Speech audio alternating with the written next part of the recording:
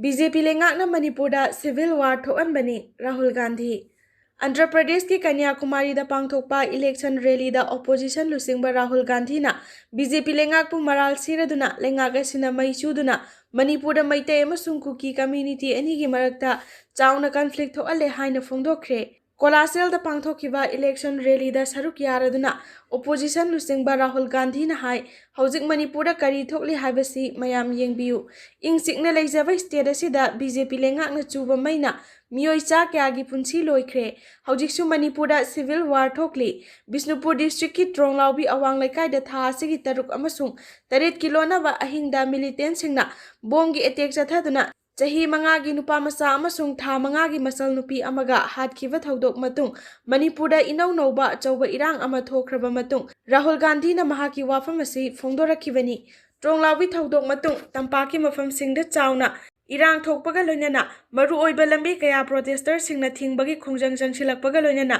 security force नसु मियाम तनखाइनबा होटनबदा टियर गैस सेल अमदी स्मोक बोम ना सिंगबा मफम क्यादा कापलिबसिगा लोइनना ngarang April 18 दगी हौदुना JAC अमदी CSO ना मिहानसिगी मायोक्ता नुमित मंगानिगी स्टेट पुंबदा टोटल शटडाउन की खोंजंग जंगसिली राहुल गांधी ना मखा तारदुना बीजेपी ना मखोइना शक्ति पाइनबा होटनबदा हौजिक स्टेट असिदा दिल्ली दा रूल तौबगा मानबा फिवम अमदा थमली हाइबा थौंग असिमक तमिलनाडु दसु बीजेपी ना AIDMK गी मथक्ता चथैरी करिगुंबा ओइथोकपा अमबु लेरबदी बीजेपी ना मखोइना शक्ति पाइनबा दिल्ली ना स्टेट सिंग रन तौरी अदुमकपु वाफम असि बीजेपी ना मखौ पोंगना तमिलनाडु गी मियामदा अतमना हाइबा ngamde तमिलनाडु की प्रोग्रेस AIDMK ना यामना हिस्ट्रिक ओइबा रोल लौदुना लाकली अमदी मसिगी लुसिंगबा सिंग तसेंगना मियामगी पुक्सेल सेंगबा लुसिंगबा ngaktani इंडिया दा लैरिबा स्टेट खुदिंगमकी मसा मसागी वॉइस अमदी रिप्रेजेंटेशन सिंग लैजै अमदी मसा मसागी मियामना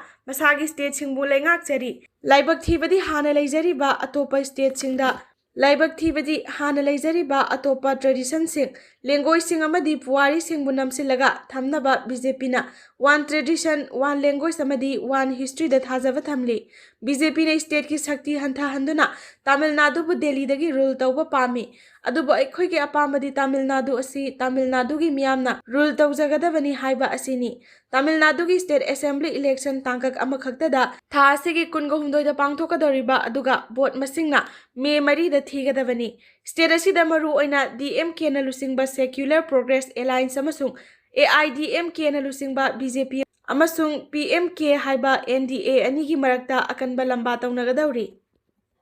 कर्फ्यू थुगाइदुना पब्लिक प्रॉपर्टी मांगता अनबा लंबी थिंगबना चिंगबा तौबगी तोंगान तोंगानबा मफम क्यादगी मियोई 18 पुलिसना फारे हाइरी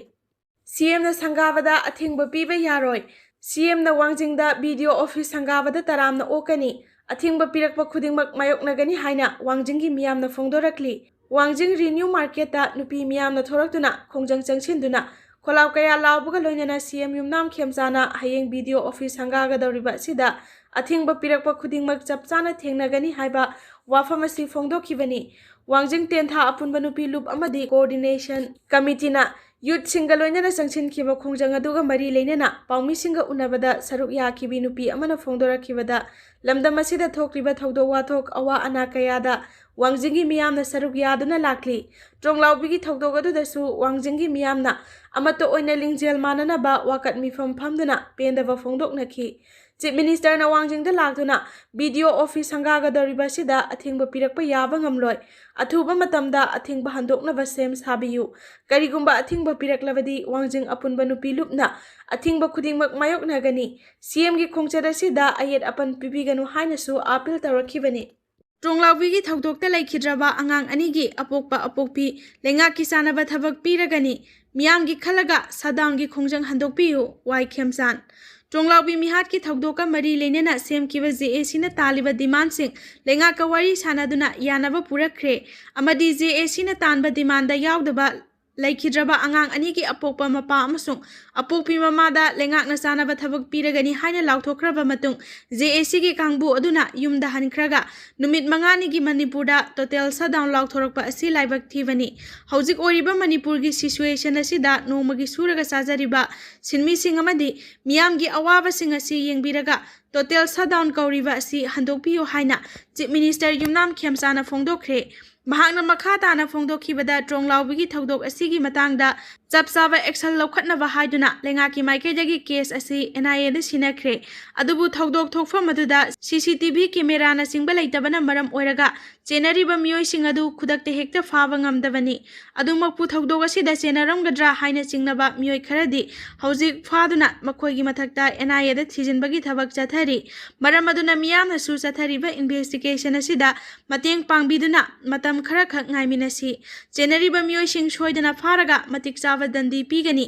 ꯃꯔꯝ ꯑꯗꯨꯅ JAC ꯑꯃꯗꯤ ꯏꯃꯥ ꯃꯩꯔꯥ ꯄꯥꯏꯕꯤꯁꯤꯡꯅ ꯀꯧꯔꯤꯕ ꯇꯣꯇꯦꯜ ꯁꯠꯗꯥꯎꯟ ꯑꯁꯤ ꯍꯟꯗꯣꯛꯄꯤꯌꯨ ꯍꯥꯏꯅ ꯑꯄꯤꯜ ꯇꯧꯈꯤ ꯋꯥꯐꯝ ꯑꯁꯤ ꯉꯁꯤ ꯗꯤ ꯆꯤꯡꯉꯥꯡꯕꯝ ꯃꯥꯟꯗꯣꯞ ꯁꯤꯚꯥꯌꯠ ꯀꯃꯤꯇꯤ ꯈꯨꯔꯥꯏ ꯊꯥꯡꯖꯝ ꯂꯩꯀꯥꯏ ꯑꯃꯗꯤ the second world war Manipur campaign ꯐꯥꯎꯟꯗꯦꯁꯟꯅ ꯄꯨꯟꯅ ꯁꯤꯟꯗꯨꯅ 34 ꯁꯨꯕ commemoration of the Khurai Chingangbam ꯃꯥꯟꯗꯣꯞ ꯑꯦꯔꯤꯌꯜ ꯕꯣꯝꯕꯤꯡ 20 ꯑꯦꯄ꯭ꯔꯤꯜ 1943ꯒꯤ ꯊꯧꯔꯝꯒ ꯃꯔꯤ ꯂꯩꯅꯅ ꯆꯤꯞ ꯃꯤꯅꯤꯁꯇꯔ ꯌꯨꯝꯅꯥꯝ ꯈꯦꯝꯆꯥꯅ ꯐꯣꯡꯗꯣꯛꯈꯤꯕꯅꯤ ꯊꯧꯔꯝ ꯑꯗꯨꯒ ꯃꯔꯤ ꯂꯩꯅꯅ ꯑꯦꯄ꯭ꯔꯤल 10, 1994ꯗ ꯑꯦꯔꯤꯌꯜ ꯕꯣꯝꯕꯤꯡꯗ ꯂꯩꯈꯤꯗ꯭ꯔꯕꯁꯤꯡꯒꯤ ꯃꯐꯝꯗ ꯂꯩ ꯀꯠꯇꯨꯅ ꯏꯀꯥꯏ ꯈꯨꯝꯅꯕ ꯎꯠꯈꯤꯕꯒ ꯂꯣꯏꯅꯅ कमेमोरेटिव सोवेनियर अमसुंग चीफ मिनिस्टर फोंदोखी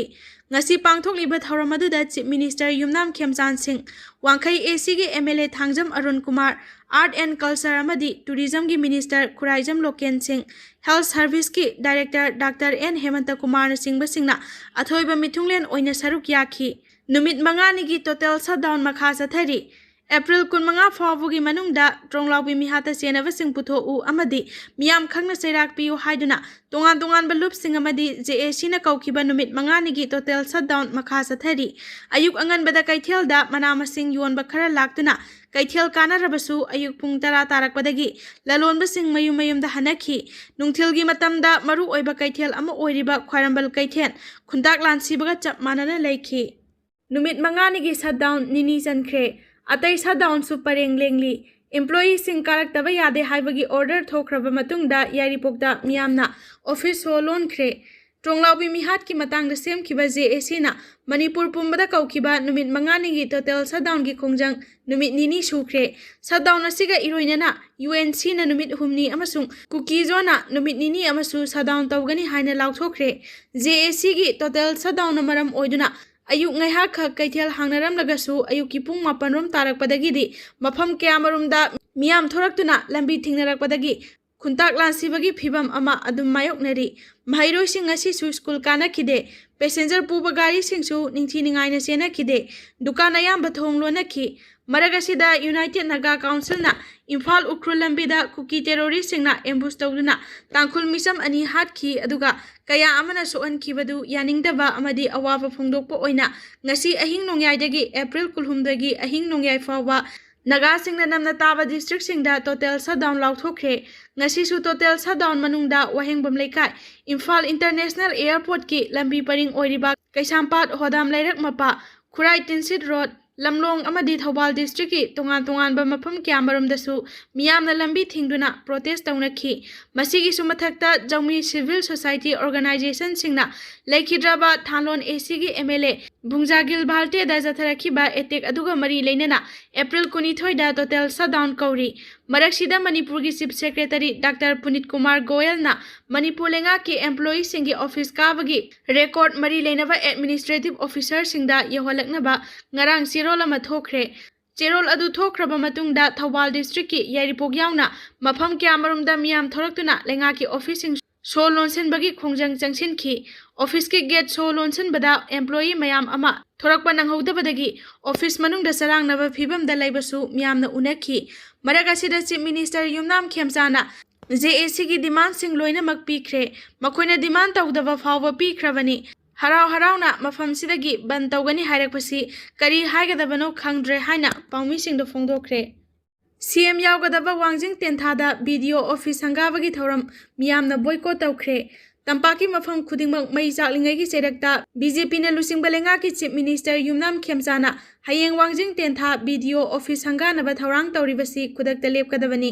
वीडियो संगाबगी थौरम असी थौबाल डिस्ट्रिक्ट अपुनबा मैरा पाइबिसिंगना बॉयकॉट तौरे हाइना लाउथोख्रे थौबाल मेला ग्राउंड पांगथोकपा थौबाल डिस्ट्रिक्ट की अपुनबा मैरा पाइबिसिंगी मिफमना वारेप लौरबा तुंगदा वाफम असी लाउथोरकपनी हिरम असीगा मरी लेनना मैरा पाइबी अमना हाई बिष्णुपुर डिस्ट्रिक्ट की ट्रोंगलाउबीदा तुमदुना लेजबा चही नौरिबा मचिन मौपा बोम कापसनदुना हादखिबा अमदि उख्रुल लंबिदा चटखिबा तांखुल मिचम अहुम एटेक तौदुना हादखिबगी मतांगदा यानिंगदबा फोंदोक्तुना मफम कयादा मियामना अकनबा खोंजंग चंगसिलिंगैगी चेरकता चीफ मिनिस्टरना हयेंग वांजिंग टेंथा वीडियो ऑफिस संगागनी हाइना थौरांग तौरिबसी मरम चादे थौबाल डिस्ट्रिक्ट की अपुनबा मैरापाइबीसिंगना लौरिबा फिरेब असिदा वांजिंग माइकैगिसु मैरापाइबी अमदि मियामना मपुंग फाना सौगतफम थोई चीफ मिनिस्टरना वीडियो ऑफिस संगानबगी थौरांग असि मियाम पुना बॉयकॉट तौमिनसी हाइना महाकना फोंदोखी बॉयकॉट की खोंजंग असिदा थौबाल अमदि वांजिंग माइकैदा लेरिबा मियाम थोरक्तुना अमतो ओइना सरुक यामिनसी हाइरि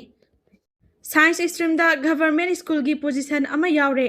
कोसेमना लौबा हायर सेकेंडरी एग्जामिनेशन की फल लाउथोकपदा साइंस स्ट्रीम की ओइना position अमखक यावबा ngamle mahiroi adu kaksing higher secondary school की नोमाइथेम प्रियादर्शिनी नि महाक 15 सुबह पोजीशन दा यावरखिबनी कॉमर्स स्ट्रीम की पोजीशन तरुकमक गवर्नमेंट स्कूल नि आर्ट्स की ओइना गवर्नमेंट स्कूल ओरिबा टीजी हायर सेकेंडरी स्कूल की mahiroi तरुक पोजीशन यावरखि मिसम हाटपगी मायोक्ता मैतै अमदि तांखुलना खुमल लंपाक्ता प्रोटेस्ट तौखरे इम्फाल उख्रुल लंबिदा मरा लेजदबा मिसमदा एटेक चथदुना मियोई अनि हाटखिबगी मायोक्ता तांखुल अमसुंग मैतै फ्रुप की मियोइसिंगना खुमल लंपाक्ता वाकत मिफम फमखरे तांखुल एवेन्यू विलेज खुमल लंपाक अपुनबा एसोसिएशन अमसुंग नगारम विलेज ना खुसमनरगा वाकत मिफम अदु चथखिबनी खोंजंग अदुदा सरुक याखिबसिंगना ट्रोंगलाउबी अमदि उख्रुल डिस्ट्रिक्ट टीएम कसोमदा कुकी मिलिटेंट सिंगना चथरखिबा थौंग अदुबु यानिंगदबा फोंदोक्तुना खोलाव कया लाउखि एप्रिल 19 दा नेशनल हाईवे 202 की कसोम मनाक्ता तांखुल नगा अनि हाटखिबगा लोइनना अतोपा क्यामरुमना अशोक अपन नंगहनखिबा अमदि एप्रिल 13 बिष्णुपुर डिस्ट्रिक्ट की ट्रोंगलाउबीदा चही नौरिबा मचिन मौफा हाटखिबगी थौदोक अदुबु खोंजंगदा सरुक यारिबसिंगना अकनबा मोंगदा यानिंगदबा फोंदोखि खोंजंग अदुगा मरी लेनना नगारम विलेज की जेके रायखान हाई मरा लेजदबा मिसम कयादा हंजिन हंजिन एटेक चथरकपगी थौंग यानिंगदबा फोंदोक्तुना खोंजंग असि चथबनी हाइना महाकना फोंदोखि नुमिदांग थबक सुबगी पाली ताबसिंग कुइना पुंसिगंदे रिसर्च